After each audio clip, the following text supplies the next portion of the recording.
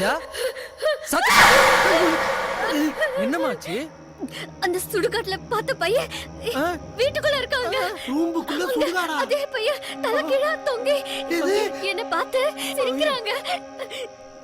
எவன் பயப்படுறத வெளியே காமிக்காதடா. பாருங்க, வாங்க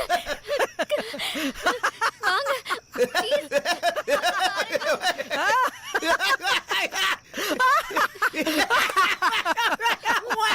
வாய் மூடுடா. அதானே. இப்ப என்ன பண்ணலாம்? அங்க போய் பார்க்கலாம். எங்க போய் பாக்குறது? ஏய் பயப்படாதே சார். நீ வாடா கூட கொஞ்சம் போய் பாரு போ. தலகால தொங்குற பார்த்தா கோவம் வரும் சார். சொன்னா கலக்கு சார்.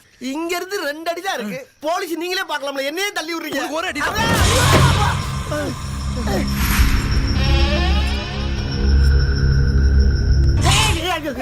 இப்ப நான் ஏன் சார் நீங்க வேற உயிரை வாங்கி சார் உள்ள ஒண்ணுமே இல்ல சார். நல்லா கூட்டி தொடச்சு சுத்தமா கோயில் மாதிரி இருக்கு. வேணா நீங்களே போய் பாருங்க. பச்சை பிள்ளை மாதிரியே பயப்படுறீங்கம்மா.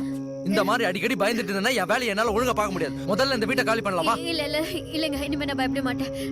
நான் தைரியமா இருக்கேன். நிஜமா?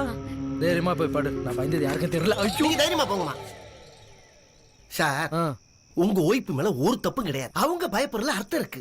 அவங்களோட சேர்ந்து ஒரு போலீஸ் ஆபீசர் நீங்களும் பயந்துக்கிட்டா என்ன அர்த்தம்? இங்க பாருப்பட்டு கொஞ்சம்.